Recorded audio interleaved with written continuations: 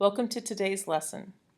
Today we're going to be looking at lessons 5.4 and 5.5 from the textbook. You're going to notice that several of the things we're going to be looking at we've already talked about, so it's going to go very quickly and look familiar to you. But there are also a few new things that we haven't talked about yet, which we need to make sure that we cover, and you'll then do some homework over that. Excuse me. So we're going to start with 5.5, which is a lesson on factoring and solving polynomial equations. Now, when we talk about factoring in this lesson, we're talking kind of about special cases. These are factoring situations that kind of fall into special categories and have some special techniques for solving them and for factoring them, as opposed to other types of polynomials where these special techniques don't work. And we'll get to what to do with those kinds of equations in a couple of lessons. All right, but for today we're going to talk about some of these kind of special situations. So the first thing we need to understand is that when we talk about factoring a polynomial completely, what we mean is that a factorable polynomial with integer coefficients is factored completely if it is written as a product of unfactorable polynomials with integer coefficients. So we don't need to get too crazy and get fractions for coefficients or square roots or anything like that. But we do want to make sure that all of these factors that we're multiplying together are all factors that cannot be further factored. That's our goal. Okay? And so when we're talking about factoring completely, this is what we're talking about. So the first thing to always look for is what we call the GCMF. Let me try that again. GCMF. It stands for the greatest common monomial factor. Always look for that first, because chances are if we have a greatest common monomial factor in the expression, we can factor things to a point where what's left is easily factorable. It's something we know how to do very easily. So for example, if we have x cubed plus 2x squared minus 15x, we can see that in all three of these terms, we have a common factor of x. Okay, so we're going to factor that x out, and then that's going to leave us with a factor of x squared plus 2x minus 15. Okay, well, even though this started as a third-degree cubic polynomial, by factoring out that common factor of x, we now have a factor that is simply a quadratic polynomial, and we know what to do with those.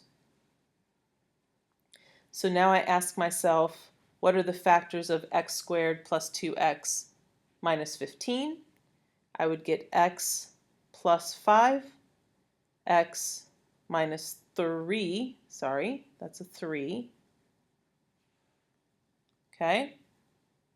And now I have a product of factors where none of these can be factored any further. I can't take x any further. X plus 5 is as simple as we can go. X minus 3 is as simple as we can go. So this is factored completely. Okay? Let's take a look at the next one. We have 2y to the 5th minus 18y cubed. What would be the greatest common monomial factor in this expression? Well, I hope you notice it would be a 2y cubed. 2 and 18 both have a common factor of 2. Y to the fifth and y cubed both have a common factor of y cubed. When I factor that out, divide it out of each term, what I'm left with then is a y squared and then a minus 9. Okay, so am I done?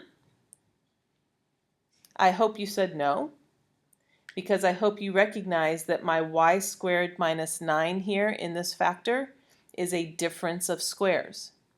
So I should be able to factor that part a bit more using our pattern.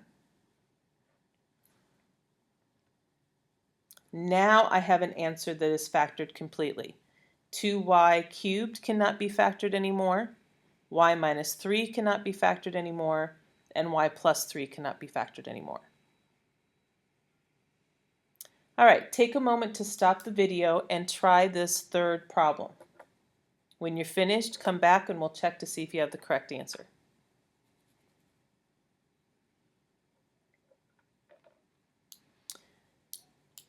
All right, so what is our greatest common monomial factor in 4z to the fourth minus 16z cubed plus 16z squared?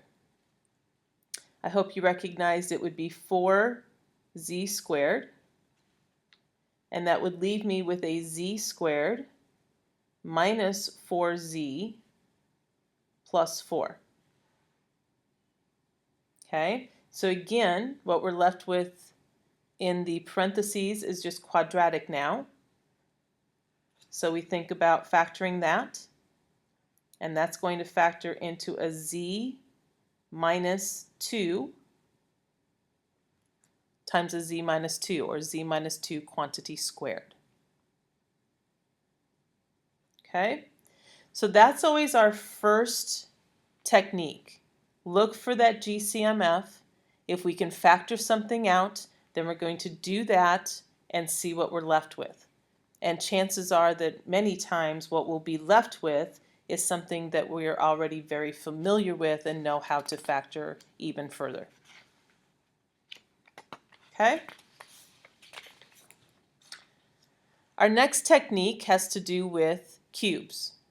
And you saw this in your calculator activity the other day, how to factor a sum or difference of cubes. So here we have x cubed plus 64. We need to think, what is it that if I cube it gives me x cubed? And what is it if I cube it gives me 64?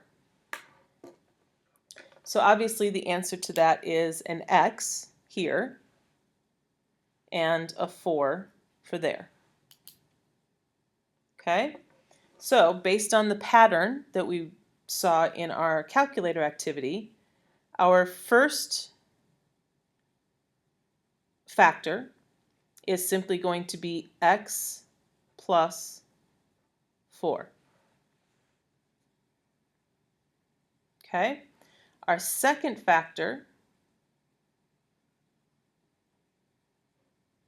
is going to be x squared minus 4 times x plus 16. Now, there's a little way that you can remember what's going to happen with the signs as you set this up, because I think the terms are pretty easy. Our first factor is always just going to be the x and the 4 in this case. Our second factor is going to be the x squared, the x times 4, the 4 squared. But what can get a little bit confusing is what happens with those positive and negative signs, adding and subtracting. And so there's a little way that you can, little memory device you can use, which is the word SOAP. Okay? And the word SOAP helps you because it means the first sign will be the same as the sign you had in the problem. The O tells you that you'll use the opposite sign there.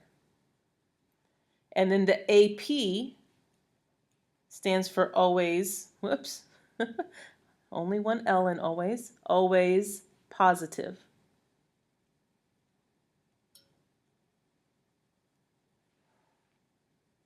Okay, so SOAP means same, opposite, always positive. So in my first factor, I use the same sign. In between the first and second terms of my second factor, I use the opposite sign. And in between my second and third terms, I always put a positive sign. So it's just a little memory device you can use for getting the correct signs in your factors. And as I believe it was pointed out on your calculator practice, this quadratic is never factorable any further than that. Okay? So this is going to be it when you set this up. Now, what do we do with 16z to the fifth minus 250z squared? Does this look like a difference of cubes to you?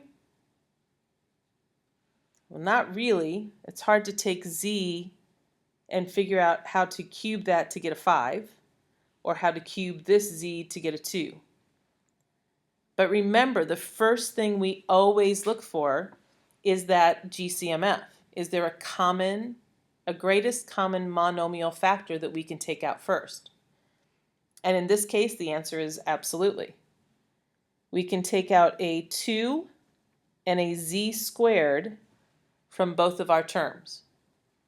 And that leaves us with an 8z cubed, this is minus, 125, and the z squared came out. Okay, now can I take something and cube it to get 8z cubed? Take something and cube it to get negative 125? The answer is yes. Here we would be using a 2z, and here we would be using 5. Okay, so now to set up our final factors, we still have the 2z squared as a factor out in front. And then our 8z cubed minus 125. Well, in the first factor, we're going to put 2z and 5. In the second factor, 2z squared would be 4z squared. 2z times 5 will be 10z. And the 5 squared will be 25. And now if we use our little SOAP trick, I need the same sign here as what I had. So that's going to be minus. That makes this one opposite, so plus, and then this one is always positive. And so this is going to be my completely factored answer. Okay? Factoring by grouping is another technique we can use in certain situations. We've talked about this several times already, so just a quick reminder. If I have a negative sign in the middle, I want to change that to plus a negative before I group. Then I'll group the first two terms together and the last two terms together, and then factor out the common factors from each one. So here I would have an x squared in common, and I'd be left with an x plus 7. Here, I want to factor out the negative 9 so that I also end up with an x plus 7. Remember, if I only took the 9 out, then I wouldn't get the plus here, and my parentheses would not match. We always want those parentheses to match. Okay, so negative 9 is my common factor on this second group. Now, because the parentheses do match, they're going to be taken out as a common factor, which leaves me with the x squared and the minus 9 as my other factor. So now am I done? Well, again, I hope you said no, because you'll notice x squared minus 9 is a difference of squares. So we can take this one more step and split our x squared minus 9 into x plus 3 and x minus 3. Now we have a completely factored polynomial. Okay? So that's also a great technique to use in these situations. Usually it's a cubic. Usually you have 4 terms so that you can group 2 with 2. Okay? Now, here's one that's probably going to be a little bit strange to you, and it's called using the quadratic form. So when we look at this, again, the first thing to recognize is there a GCMF? And again, the answer is yes. We can take out a 2 and a p squared from each of these terms. What that leaves me with is a p to the 6th plus 5p cubed plus 6. Okay? Now, when you look at what's left inside of this parentheses, this is technically a 6th degree polynomial. So it is not itself quadratic. But it kind of has a quadratic look to it. Because I have this term here being taken to an exponent that's twice as much as the exponent on this term. And then I have this third term that's just a constant. Okay, so this is what we call quadratic form. Since it fits a quadratic form, I can factor it using quadratic-like methods. But sometimes that gets a little bit messy when it's still actually a 6th degree polynomial. Okay, so we use what's called U substitution.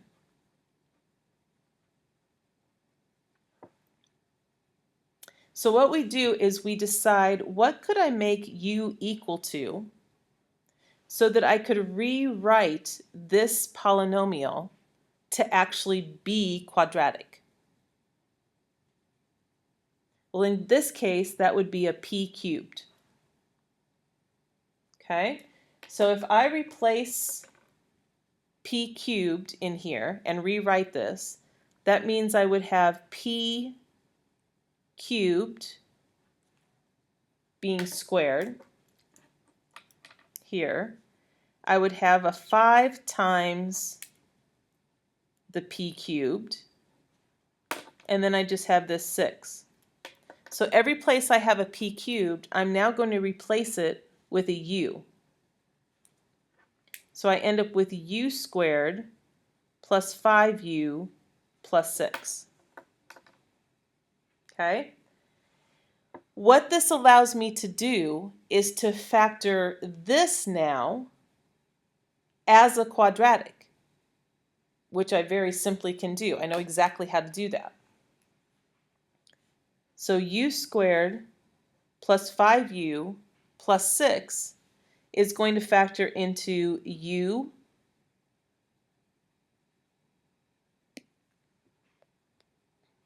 is it? Oh, yeah, u plus 3. Sorry, had a little brain burp there. And a u plus 2. Okay, now don't forget, we didn't lose 2p squared here. It's still out here in front. Okay, but we're kind of dealing with just this quadratic at the moment. All right, so now that I have it factored as a quadratic, I'm going to go back and put the p cubed back in place of u. So instead of this u here and here, I'm going to go back and say, all right, my original polynomial was in terms of p, so I need to get this back into terms of p. So the u was p cubed, that makes this p cubed plus 3. U is p cubed, that makes this p cubed plus 2. And then my 2p squared is still out in front. Okay, and because neither 3 or 2 is a cubic number, we can't factor either one of those any more than that. And so this becomes my final factored answer. Okay, so I like to use the analogy of sports in this to help you understand. It's like saying P started the game, or in this case, P cubed started the game. Okay, it's playing, and the coach says, "You, come here." And U comes over and coach says, "You, I want you to go in for P cubed, and I want you to run the quadratic play." Okay, so there's a timeout. U substitutes in for P cubed, and it does the quadratic play. Because by substituting that in, we've made our expression quadratic, and we can factor the quadratic like we know how to do. Okay? Once U has run its play, then P cubed is going to get subbed back into the game. So P cubed goes back in place of U and finishes out our answer for us. Okay? And it's a really nice way of being able to simplify things down to something we know and then use that to come back to what our final answer should be. All right, so you've seen some different techniques now that you can use when you are factoring polynomials. What I'd like you to do is to stop the video right now and take about 15 minutes to try working on problems 1 through 17 from your homework. Okay? If it takes you much more than 15 minutes, then leave it and come back because there's a little bit more lesson after this. And I want you to have time to do the lesson in class so you don't have to worry about downloading or YouTube at home or anything like that. Okay? So take about 15 minutes, try problems 1 through 17, get as far as you can, then come back to finish up the lesson. And then if you have any time at the end, you can go back and keep working on your homework problems. Okay, so pause the video right now.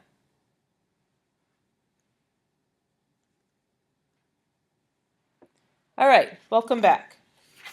So hopefully you've gotten a chance to practice some of those in those 1 through 17 problems. Now we want to take a look at lesson 5.5, and we want to apply something called the remainder theorem and the factor theorem. Now these theorems have to do with division. So we've talked about adding, subtracting, and multiplying polynomials up to this point, but we really haven't talked about dividing. And that's what the focus of 5.4 is going to be. 5.5, excuse me. 5.5 is going to be. So we have two types of division. The first one is what we call long division. This is doing division like you would expect to do with numbers. Okay? And what's interesting is that what you do to divide polynomials is really very much like what you do to divide numbers. Okay, so let me actually put a number problem up here in the corner, and we'll use that as kind of a guide for setting up our polynomial problem. So let's take, I want to take 342, and we're going to divide it by 15. Okay? All right. So, how do we set up the polynomial? Well, whatever we want to divide by has to go on the outside of our division. So we're going to take our x cubed minus x squared plus 4x minus 10. We want to write this in standard form if it's not already. And also, if we're missing any terms from our highest degree down to our constant, we would want to fill that in with a 0x as a placeholder. Okay? And then we're going to divide by the x plus 2. Okay? All right, so let's think about numbers. When I want to divide 15 into 342, what I usually do is take 15 and try to divide it into the first digit. Well, in this case, that doesn't work, so we're going to look at the first two digits. So 15 into 34, we're usually looking at how many times can I divide into that without going over 34, right? So in this case, it would be 2, and we would get 30. So we write our 2 up here, we multiply by the 15, and we write what we get down here under our 34. Now, polynomials are very similar, but there is one small difference. Here, we're just trying to get as close as we can without going over. But here, we have to be exact with our first term. So when I look at this x plus 2, and I decide how many times can I divide that into the x cubed minus x squared plus 4x minus 10, I have to think, what do I multiply by x in order to get exactly x cubed? And that answer is I have to multiply by an x squared. So I'm going to put that up above like I did with my 2, and I'm going to line it up above the x squares because it just helps to keep everything organized and to keep your work neat. So x squared is going to go up here. And now, just like with my 2, I took 2 times 15 to get 30. I'm going to take x squared times x plus 2 and write my answer down here. So x squared times x will be x cubed, and x squared times 2 is going to be 2x squared. Okay?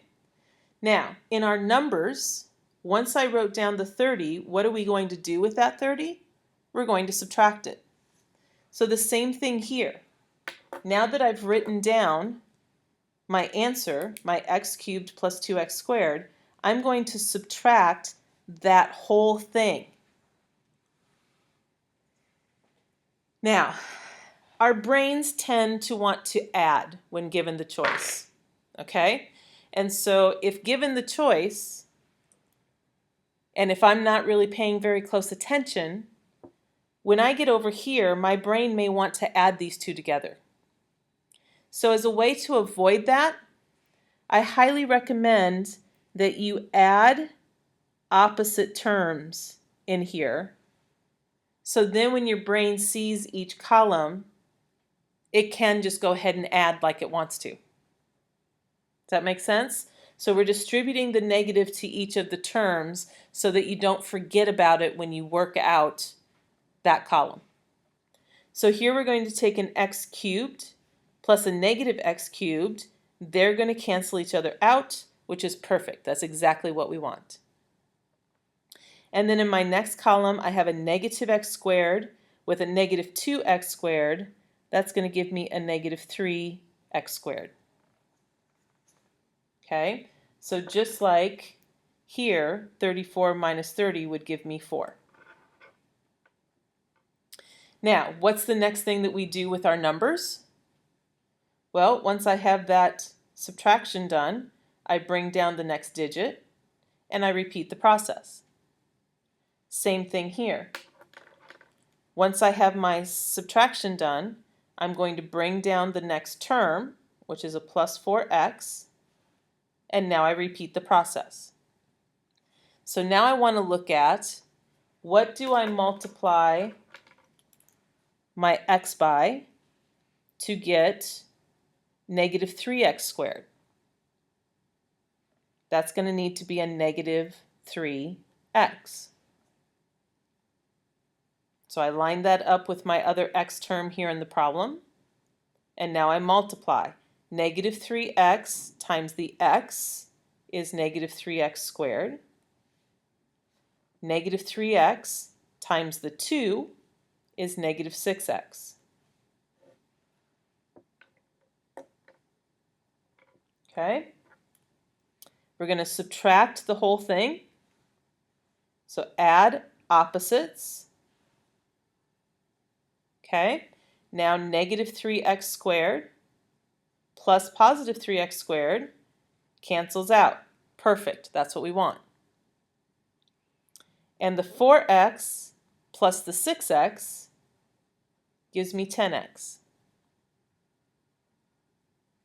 I've got one more term, so I bring it down, minus 10, and I go through my process one more time.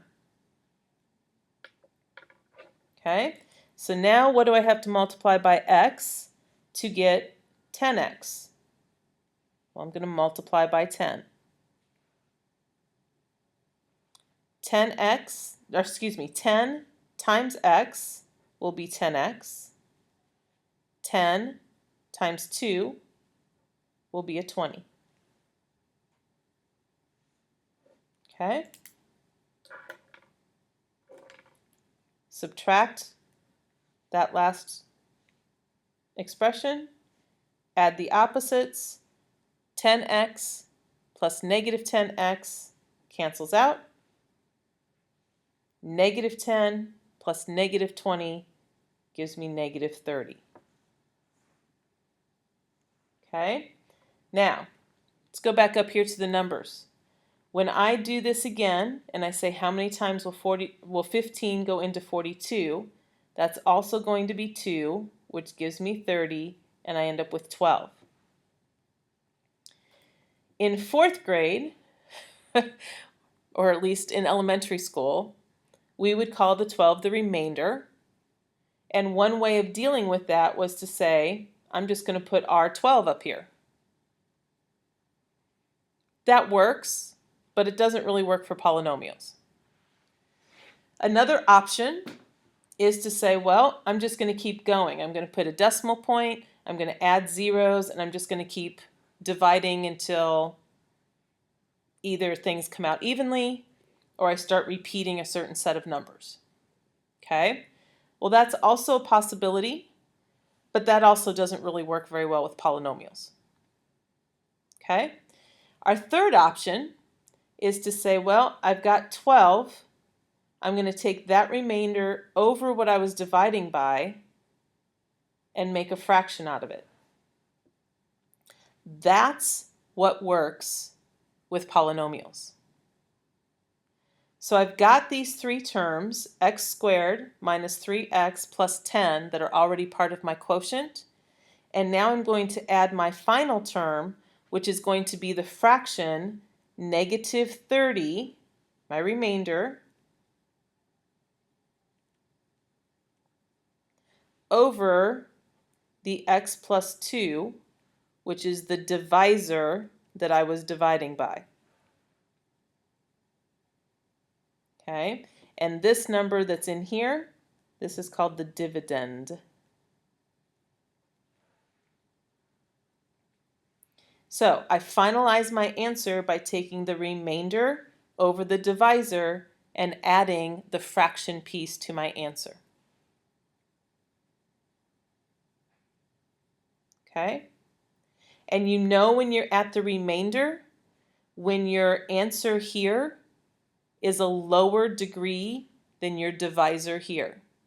So since this is a first degree polynomial and this is a 0 degree polynomial, I know that the negative 30 really is my remainder. Plus, I ran out of terms. I don't have any more terms to bring down. So my final answer to this is that my quotient is x squared minus 3x plus 10 plus negative 30 over x plus 2.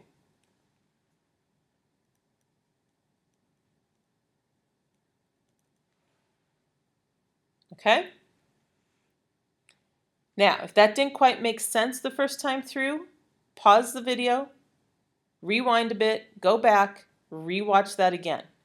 Okay? Make sure you understand all of these steps and how to accurately work through a long division problem. Okay? All right, now let's look at the same problem It's still x cubed minus x squared plus 4x minus 10. We're still dividing by x plus 2. But we're going to look at a different way to do this. And this way is called synthetic division. And synthetic division is a way of simplifying the division process, but it only works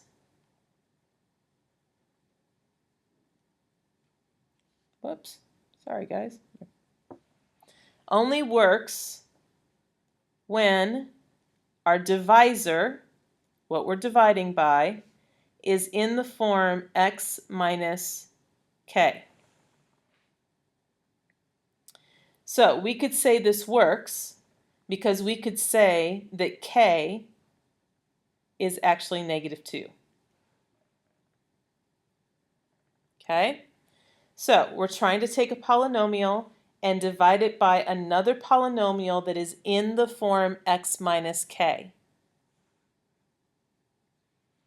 When that happens, we can take the coefficients of our dividend. Okay, take the coefficients of this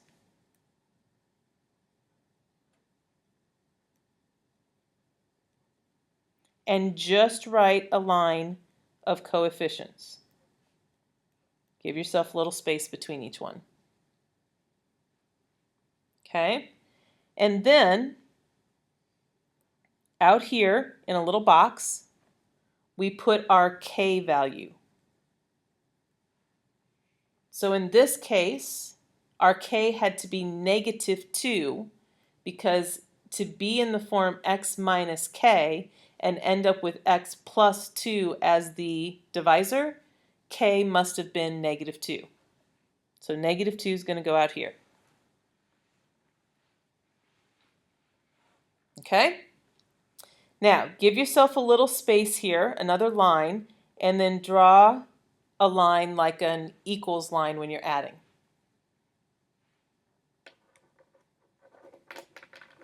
Okay, here's how synthetic division works.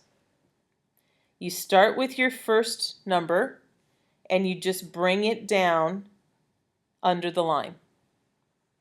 We're not doing anything to it, we just bring it down to right there. Okay? And then you take the k times that number and put your answer right there in the next spot. So -2 times 1 gives me -2.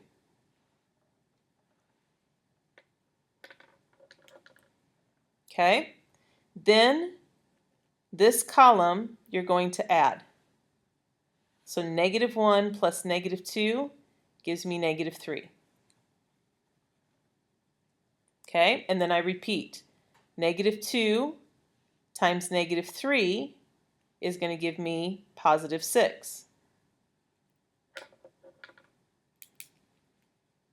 Add that column, I get 10. -2 times that 10 is going to give me -20. Add that column, I get -30.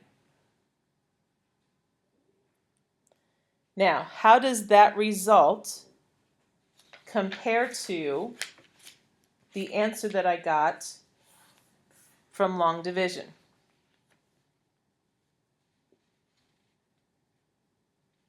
Well, notice 1 is the coefficient on my first term.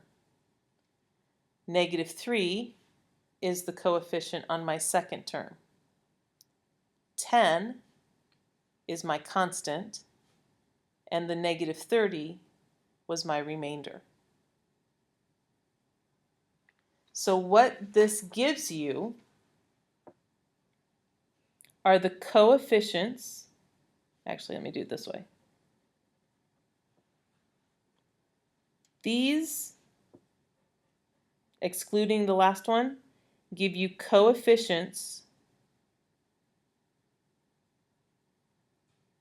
of your quotient. The last one tells you your remainder.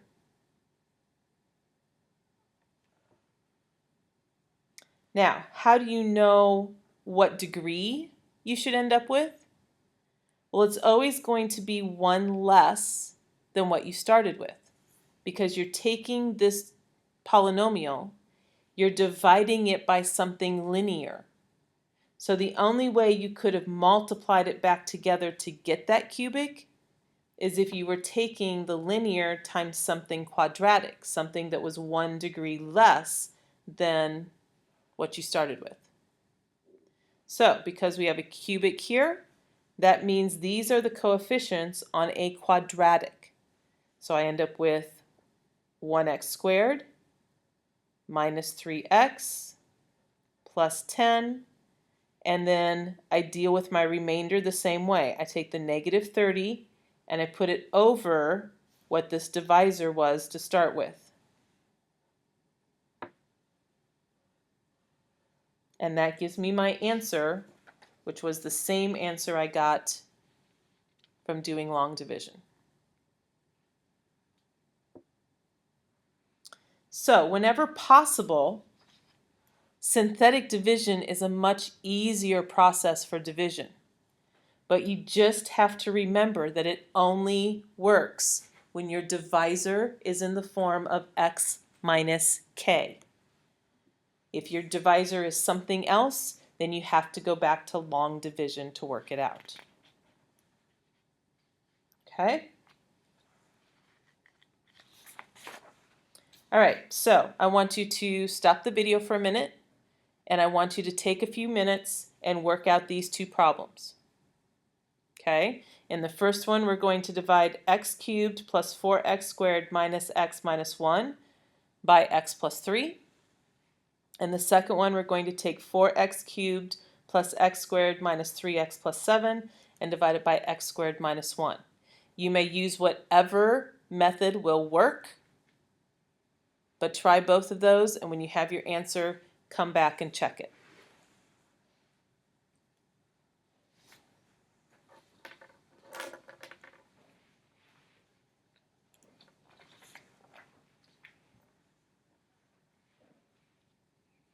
All right, so in the first case, we have x cubed plus 4x squared minus x minus 1 being divided by x plus 3. Is this one that you could use synthetic division for? The answer is yes. This fits our x minus k form, and our k is going to be a negative 3.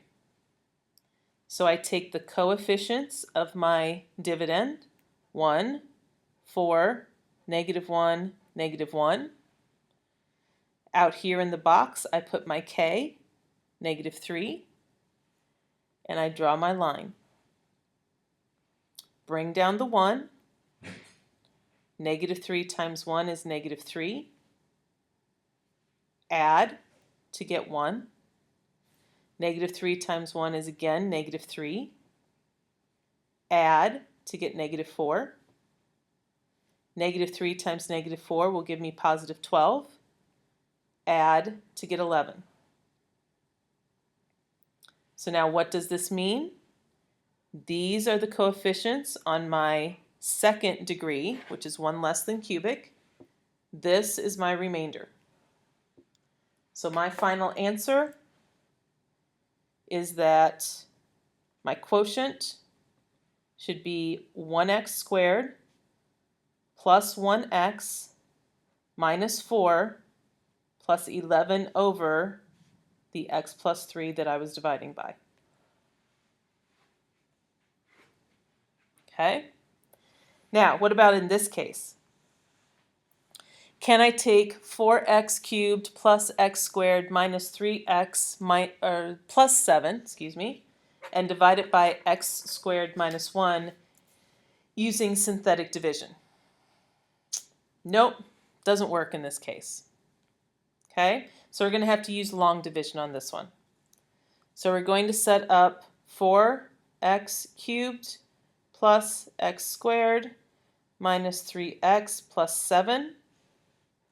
We're going to divide that by x squared minus 1, and let's go to work. Okay, so what do I have to multiply x squared by to get 4x cubed? I need a 4x. So we're going to put 4x right there. Now we're going to multiply 4x times x squared is 4x cubed, and 4x times negative 1 is negative 4x. I'm going to subtract the entire thing, which means I'm going to add the opposites. Here they cancel.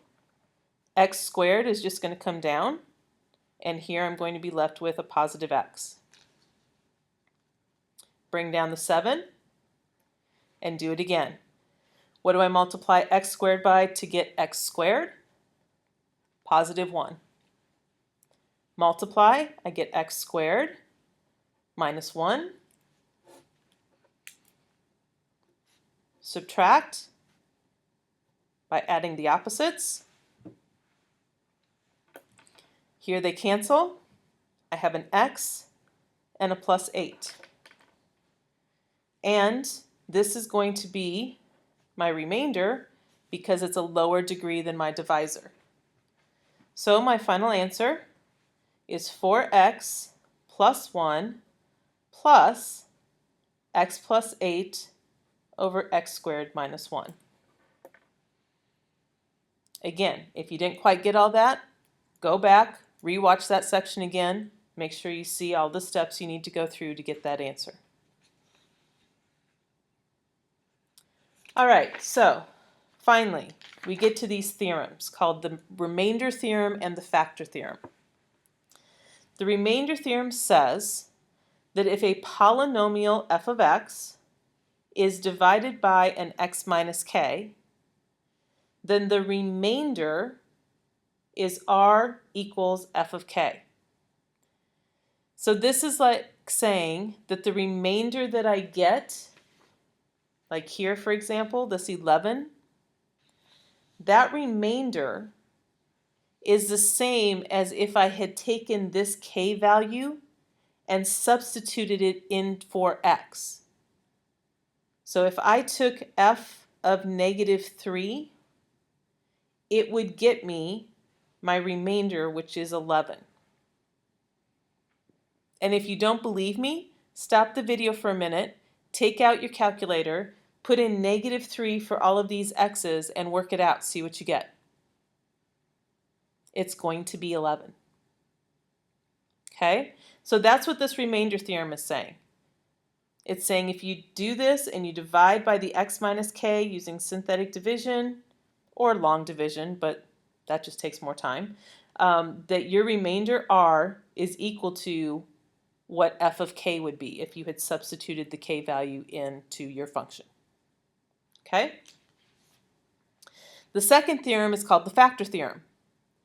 The factor theorem says that a polynomial f of x has a factor, meaning it's dividing evenly, of x minus k if and only if f of k equals 0. Well, f of k equals remainder, right? So if I put these two theorems together, I can basically say that if I get a remainder of 0, then x minus k is a factor. Okay, and that's really important because this is a great way now of being able to test if I have factors or not. So this is going to lead us into a method for finding factors of polynomials when those special techniques from 5.4 that we did earlier don't work. Okay, so here's a case where we're told that f of x equals 3x cubed minus 4x squared minus 28x minus 16. It does not fit a quadratic form. If I were to do grouping, I would not get matching parentheses, so I can't use grouping on it. and there's no greatest common monomial factor involved. So none of my special techniques are going to work on this. So instead, I'm going to set up synthetic division. This is in x minus k form, where k would be -2. Okay, so my first coefficient is 3, -4, -28, -16. Now, keep in mind, just like with long division, if I start writing down my coefficients, and let's say that this term had not been there. So I had 3x cubed minus 4x squared minus 16. I would need a placeholder for the x term. And so this would have to be a 0 as a placeholder. If you don't put that 0 in, it's going to mess up your answer. Okay, so just keep that in mind. If you're missing any terms as you go down from your highest degree to your constant, make sure you put a placeholder for that term in as a 0 and then work it from there. But in this case, we're not missing anything. We've got -28x there. Out here in our box, we put our k value, which is -2, and we go to town. Bring down 3. Take -2 times 3 to get -6. Add our column to get -10. Take -2 times -10 to get 20. Add our column to get a -8. Take -2 times -8 to get +16. And add our column to get 0. So getting this remainder of 0 tells us that x minus k, so this x plus 2, is a factor of this polynomial. Again, very similar to numbers. If I take 408 and divide it by 8, I get a 51 as an answer with a 0 remainder. That means 8 was a factor. Okay, similar situation here. Getting that 0 as a remainder means that this was a factor. Okay, so x plus 2 is a factor. We now know that because of our 0 remainder. But now what's left? Well, we have a 3x squared minus 10x minus 8. So now we need to see, can I factor that anymore? Well, a times c is a -24. I could take a -6 and a -4 to add up to -10. So I can rewrite this as 3x squared minus 4x minus 6x minus 8. Do some grouping. This is going to be x times 3x minus 4. This is going to be a -2 times 3x. Oops, is that right?